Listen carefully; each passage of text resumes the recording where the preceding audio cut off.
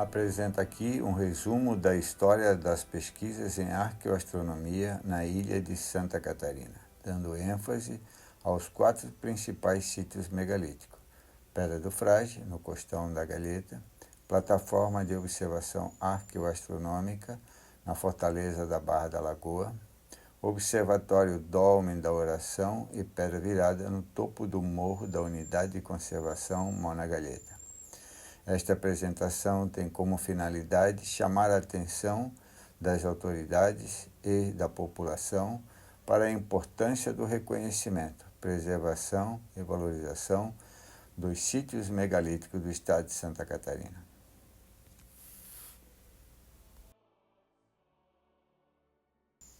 Nossos estudos em arqueoastronomia tiveram início em 1988, quando, ao voltar da pesca, ao nascer do sol, nosso barco se alinhou com o sol e as 2 pontas da Pedra do Frade no solstício de inverno.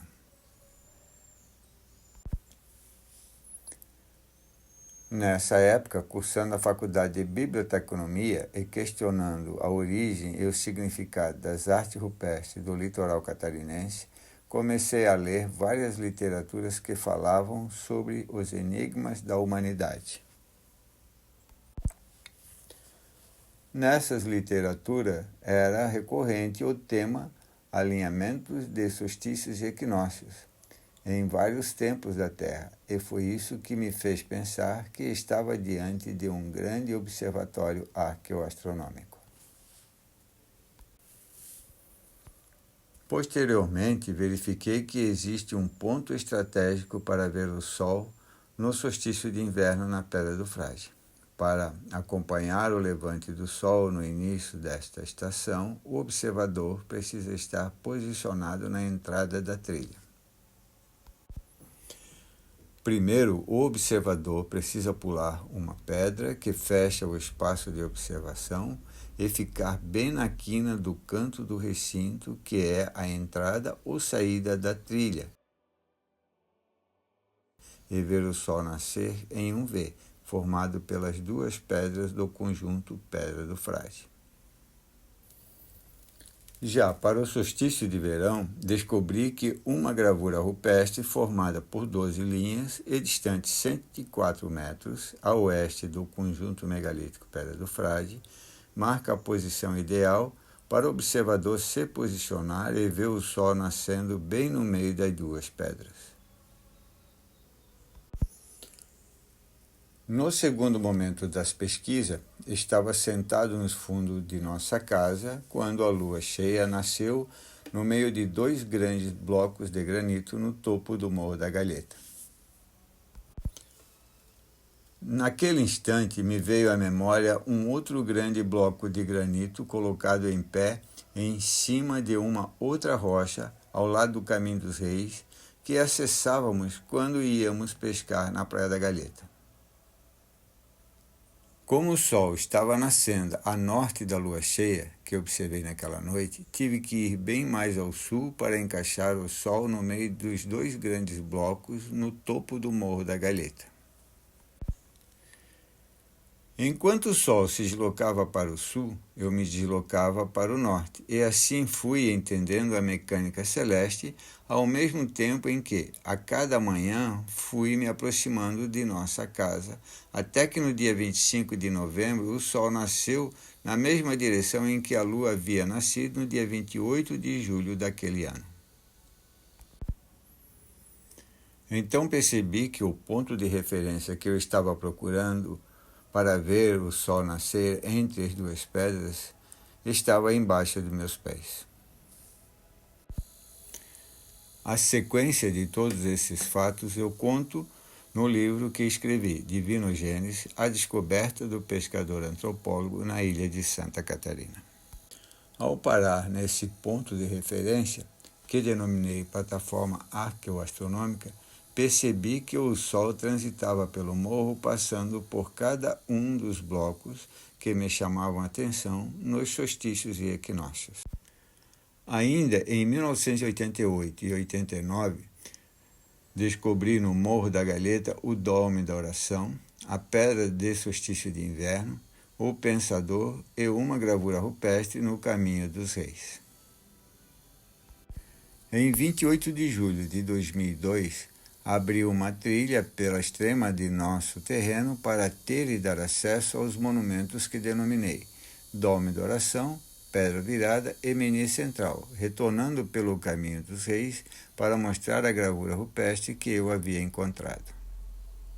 Em 2002, a prefeita do município de Florianópolis, na época, doutora Ângela Amin, sensibilizou-se com a ideia de criarmos um parque arqueoastronômico e estruturar o acesso para o turismo no Morro da Galheta. Através do IPUF, patrocinou o levantamento dos monumentos megalíticos do promontório leste da ilha de Santa Catarina e entramos com o pedido de ampliação da unidade de conservação do Morro da Galheta. Também iniciamos uma série de atividades de observações nos solstícios e equinócios aberta ao público.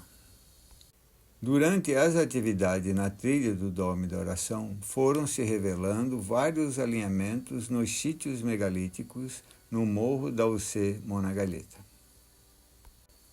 Observatório Dome da Oração. À medida em que foram acontecendo os eventos na trilha, percebemos que o Dome da Oração foi colocado em um ponto estratégico para marcar o movimento do Sol no solstício de verão no meio da Ilha de Xavier, e o lunistício maior no hemisfério sul com a laje de fora da mesma ilha. Ele também marca o início do inverno, projetando um feixe de luz por baixo do trilito, que pode ser observado num outro bloco de rocha a sudeste. E quem se posiciona para ver o Sol por baixo do trilito recebe um triângulo de luz na testa. O ângulo também permite observar a Lua quando está em lunistício maior e menor no hemisfério norte, e o nascer do grupo aberto de estrelas conhecido como Pleiades, que faz parte da constelação de Touro e nasce quase no Trópico de Câncer. Observatório Pedra Virada. Este observatório ganhou esse nome porque a base de quartzo fina, que se forma dentro da rocha, está exposta ao ar livre na sua parte leste, e essa informação nos foi passada por geólogos que visitaram este sítio megalítico. O grande bloco também está apoiado sobre 3 bases e tem uma cama embaixo dele, que deve ter muitas finalidades, conforme relato de pessoas que já se deitaram ali. Porém, a finalidade astronômica é de uma precisão incrível. Deitado na cama, com a cabeça encostada numa pequena pedra com uma cava para apoiar o pescoço, a Ilha do Xavier fica enquadrada no meio de 2 outros blocos, e é onde se observa o nascer do Sol no meio da ilha no início do verão, e da Lua em lunistício maior no hemisfério sul, bem em cima da laje de fora da ilha. Estas informações podem ser conferidas usando o app Stellarium ou Google Earth. O mais surpreendente foi ver que, deitado na mesma posição, se vê um bloco de rocha na outra cordilheira do Morro da Galheta, o qual denominamos Cálice, que marca o lunistício maior no hemisfério norte. Isso comprova que nossos ancestrais conheciam e marcaram precisamente os solstícios e lunistícios.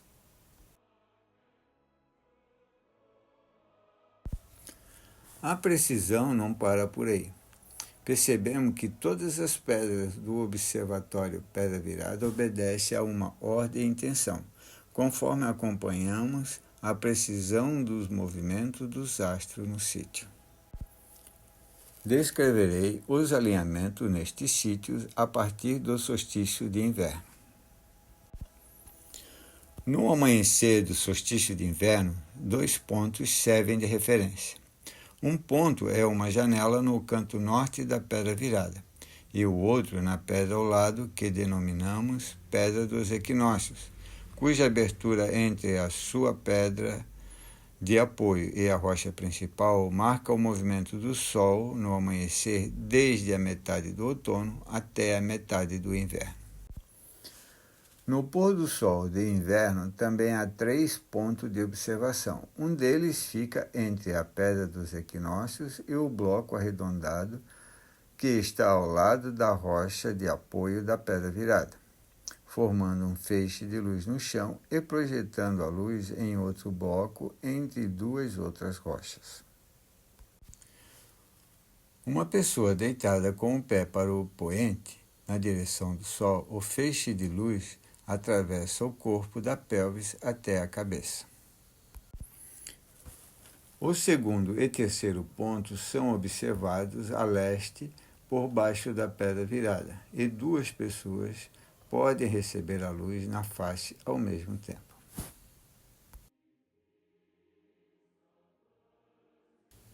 Equinócios. No bloco de rocha que fica ao lado norte da pedra virada, a pedra dos equinócios, existe um ponto de referência onde o observador se posiciona para ver o Sol nascendo no dia em que começa o outono ou a primavera. A posição ideal para o observador é ajoelhada, para ver a linha do horizonte entre a Terra e o mar, bem no equador celeste. 2 outros conjuntos de rochas formam um triângulo entre elas, onde, no início do outono, o Sol é visto pela última vez, fechando o triângulo, e só volta a aparecer abrindo o triângulo no primeiro dia da primavera.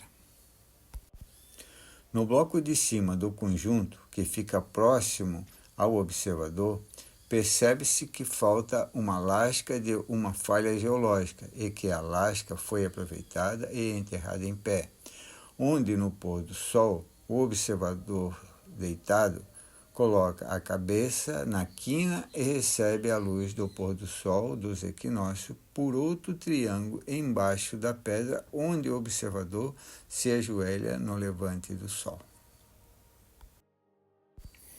Ainda há 2 outros pontos para ver o ocaso do Sol nos equinócios, entre a pedra do trono e o canto norte da pedra virada, e o outro no canto sul, descoberto recentemente por Vitor e Vitória durante as atividades. Metade do outono e metade do inverno. Tanto a metade dos equinócios de outono como a metade do solstício de inverno pode ser registrada usando os mesmos conjuntos de rochas que marcam os equinócios no amanhecer. Um ponto fica ao lado sul da pedra dos equinócios, onde o feixe de luz é projetado entre a pedra principal e uma pequena lasca que também foi enterrada em pé para marcar os eventos. O outro ponto fica ao lado oeste, quando abre ou fecha a fenda por baixo da pedra dos equinócios. Metade da primavera e metade do verão. Depois que o Sol chega no triângulo, no início da primavera, feixes de luz são projetados no chão e vão se movendo para o norte enquanto o Sol se dirige para o hemisfério sul, no amanhecer e no pôr do Sol, até que chega a metade da primavera, onde a sombra do nascer do Sol é cortada por um feixe de luz projetado por uma fenda entre 2 blocos de rochas.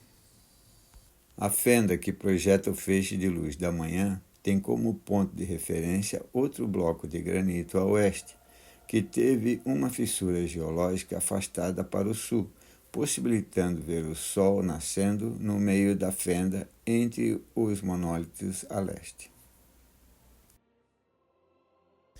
Essa passagem do Sol nesta fenda acontece 2 vezes no ano, na metade da primavera e 3 meses depois, na metade do verão. Já no pôr do sol, o feixe de luz que vem da pedra dos equinócios se encaixa com a pedra que denominamos cama da fertilidade, no mesmo período. Percebemos que entre a metade do verão e a metade da primavera é um período de 9 meses, o que nos leva a crer que pode ter havido um rito da fertilidade, pois se a mulher for fecundada na metade do verão, o nascimento do filho se dará 9 meses depois, na metade da primavera, quando a natureza está receptiva para as novas vidas. A pedra da cama da fertilidade também é uma falha geológica tirada do menhir que forma o triângulo dos equinócios. Solstício de verão. No amanhecer, o melhor lugar para observar esse evento é deitado embaixo da pedra virada, com o pé estendido para o sul e a cabeça voltada para o norte, com o pescoço encaixado na cava que mencionei anteriormente. Como me referi antes, o Sol nasce bem no meio da Ilha do Xavier e o observador fica com o lado esquerdo do corpo completamente iluminado por 1 hora. Em cima da pedra virada também há outra cama, onde a posição anatômica mais confortável é ficar com o pé para o norte e a cabeça para o sul, aonde o lado direito do corpo fica também completamente iluminado. No lado oeste da pedra virada, por cima da pedra onde se apoia a cabeça, forma um triângulo por onde se vê o nascer do sol do solstício de verão em cima da ilha por poucos minutos. Também é possível registrar a sombra do meio-dia solar a partir da inclinação dos monólitos em todas as estações e detalhar cada alinhamento dos astros no sítio. Mas esse é apenas um resumo, para que se tenha noção do seu real potencial, pois esse observatório continua funcionando em perfeita harmonia com o tempo. Depois de 38 anos de dedicação à pesquisa, estudos e observações, registrei parte do que observamos no livro que mencionei e apresentei alguns relatórios ao IFAM, com a intenção de ver esses sítios megalíticos reconhecidos, preservados e valorizados. Acontece que já documentamos alguns desses monumentos citados desde 1918 pelo geólogo catarinense José Vieira da Rosa, sendo destruídos. Recentemente, a famosa Pedra do Boneco em Tijuquinhas, Biguaçu, caiu devido à explosão da mineradora Pedrita nas proximidades. No canto sul da Praia Mole, perto das gravuras rupestres, um menhir que marcava o alinhamento do lunistício maior no hemisfério sul a partir do Sambaqui Ponta das Almas, Canto dos Araçás, rolou para o mar, não sabemos a causa. Além desses monumentos que acompanhamos a destruição, existem outros monumentos sofrendo interferências, como um bloco ao lado da própria plataforma arqueoastronômica na extrema de nossa propriedade, que a vizinha resolveu tirar um pedaço da pedra e colocar uma caixa d'água em cima. Esse bloco que ela mandou cortar era o ponto preciso para marcar o solstício de verão entre a pedra virada e a pedra dos equinócios no topo do Morro da Galheta. O menhir da Barra Nova, localizado à beira do Canal da Barra, está alinhado com a Pedra do Frade no solstício de inverno.